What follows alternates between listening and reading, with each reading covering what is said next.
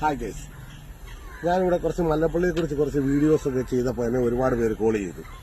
മല്ലപ്പള്ളിയിൽ എന്ത് കിട്ടും? 7 മണിയാകുമ്പോൾ മല്ലപ്പള്ളിയിലെ കടകളൊക്കെ അടയ്ക്കുമല്ലോ, എങ്ങോട്ടും പോകാനൊക്കത്തില്ലല്ലോ, നല്ലൊരു ഫുഡ് കിട്ടുമോ എന്നൊക്കെ എന്നോട് ഒരുപാട് പേര് വിളിച്ച് ചോദിച്ചു. നിങ്ങൾ മല്ലപ്പള്ളിയിലെ വീഡിയോസൊക്കെ ചെയ്യുന്നുണ്ടല്ലോ, ഇതിനെക്കുറിച്ചൊക്കെ ഒന്ന് പറഞ്ഞു തരാമോ എന്ന് ചോദിച്ചു. അപ്പോൾ ഞാൻ പറഞ്ഞു, ഗൈസ്, മല്ലപ്പള്ളിയിൽ നിങ്ങൾക്ക് എന്താണ് വേണ്ടത്? മല്ലപ്പള്ളിയിലെ എത്ര മണി തൊട്ട് എത്ര മണി വരെ ഏതൊക്കെ സ്ഥാപനങ്ങൾ പ്രവർത്തിക്കുന്നുണ്ടെന്ന് ഞാൻ പറയാമെന്ന് പറഞ്ഞു. മല്ലപ്പള്ളി നമുക്ക് ഫുഡ് കിട്ടണമെങ്കിൽ 4 കടകളുണ്ട് വൈകിട്ട്.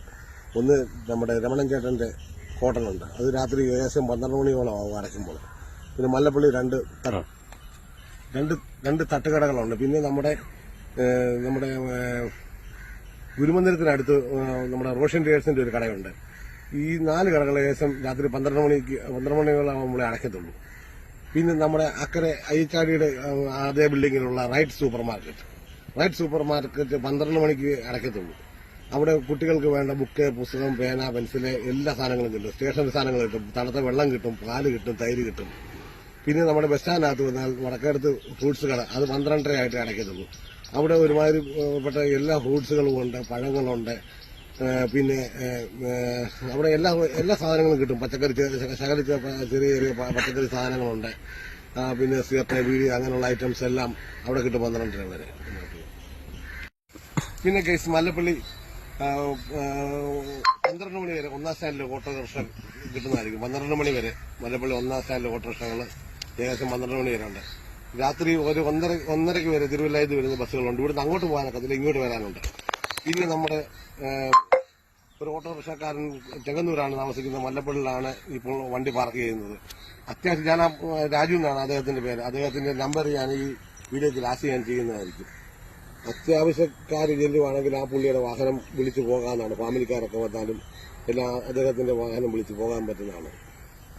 അദ്ദേഹത്തിന്റെ നമ്പർ ഞാൻ കൊടുക്കാം. എന്നും പറഞ്ഞാൽ ആരും അവിടെ ഇവിടെ കറങ്ങി വെച്ചാൽ മദ്യപിച്ചൊക്കെ ചെന്ന് കഴിഞ്ഞാൽ പുള്ളി വരത്തില്ല. ആരെങ്കിലും ഫാമിലിക്കാരോ വല്ലതും വന്നു കഴിഞ്ഞാൽ പിന്നെ രാത്രി വന്ന് എവിടെയെങ്കിലും നിങ്ങൾ മല്ലപ്പള്ളി ഏരിയയിൽ ഇവിടെ വന്ന് വാഹനങ്ങൾ പഞ്ചറാവുകയും എന്തെങ്കിലും ചെയ്ത് കഴിഞ്ഞാൽ ഞാൻ വേറെ ആളുടെ പ്രദീപ് എന്ന് പറയുന്ന ഒരാളുടെ നമ്പർ ഞാൻ നേരത്തെ ഒരു വീഡിയോ ചെയ്തിരുന്നു. പ്രദീപിന്റെ നമ്പർ ഞാൻ ഇതിൽ ചെയ്യുന്നതായിരിക്കും. പിന്നെ രാവിലെ 5 മണി തൊട്ട് കോട്ടയത്തിനും എറണാകുളത്തിനും തിരുവനന്തപുരത്തിനും എല്ലാം മല്ലപ്പള്ളിയിൽ നിന്ന് ബസ്സുകൾ സ്റ്റാർട്ട് ചെയ്യുന്നതായിരിക്കും. KSRTC ബസ്സുകളുണ്ട്.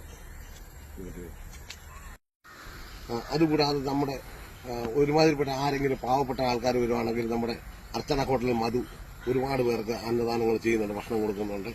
ഇതെല്ലാം മധു ചെയ്യുന്നുണ്ട്. പിന്നെ കഴിഞ്ഞ ദിവസം ഒരു അപ്പനും മോനും കൂടെ മല്ലപ്പള്ളി സ്റ്റാൻഡ് വന്ന് വിട്ടുപോയി. അവരുടെ അഭിമാനം കൊണ്ട് അവർ പൈസ ഇല്ലെന്നുള്ള കാര്യം ആരോടും പറഞ്ഞില്ല. അപ്പോൾ നമ്മുടെ കീഴായപ്പുര സാറുമാർ വരികയും സാറുമാർ അവരോട് കാര്യങ്ങൾ തിരക്കി. അവർ പറഞ്ഞു വണ്ടിക്കൂലിയില്ലായിരുന്നു, ഞങ്ങൾ അതുകൊണ്ടാണ് പോകാനെന്ന് പറഞ്ഞു. അപ്പോൾ അവിടെ ഉള്ള ഒരു വാഹനം, ഒരു വ്യാപാരിയുടെ വാഹനമുണ്ട്, അതേ കയറ്റി വിടുകയും സാറുമാർ ആ കുട്ടിക്ക് 1 കിലോ ഏത്തപ്പഴം മേടിച്ചു കൊടുക്കുകയും ചെയ്തു. അതിനുശേഷം ഞങ്ങൾ അങ്ങോട്ട് ഏത്തക്കാത്തൊലി എടുക്കാൻ ചെല്ലുകയും അപ്പോൾ ഞങ്ങളോട് ആ കടക്കാരൻ ഈ കാര്യം പറയുകയും ഞാനപ്പോൾ ആ പയ്യനോടും അദ്ദേഹത്തോടും ചോദിച്ചു, നിങ്ങൾ ഫുഡ് എല്ലാം കഴിച്ചോ എന്ന് ചോദിച്ചു. അപ്പോൾ അവർ പറഞ്ഞു ഫുഡ് ഒന്നും കഴിച്ചില്ലെന്ന് പറഞ്ഞു.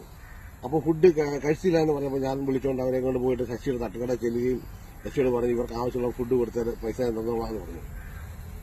അതിനുശേഷം ഞാൻ ശശിയോട് എന്ന് ചോദിച്ചു, ശശി എത്ര രൂപ എന്ന് ചോദിച്ചപ്പോൾ ശശി പറഞ്ഞു, ജോജോ നമുക്ക് ഈ അവസ്ഥ വരത്തില്ല, അതുകൊണ്ട് എനിക്ക് പൈസ ഒന്നും വേണ്ട. ശശിയുടെ നല്ല മനസ്സിന് ഒരുപാട് ബിഗ് സല്യൂട്ട്. ശശി ഒരു പൈസ പോലും മേടിച്ചില്ല, അവർക്ക് ആവശ്യമുള്ള ഫുഡ് കൊടുത്തു. അങ്ങനെ മല്ലപ്പള്ളിയിൽ നമുക്ക് ഒരുപാട് സൗകര്യങ്ങളുണ്ട്. പിന്നെ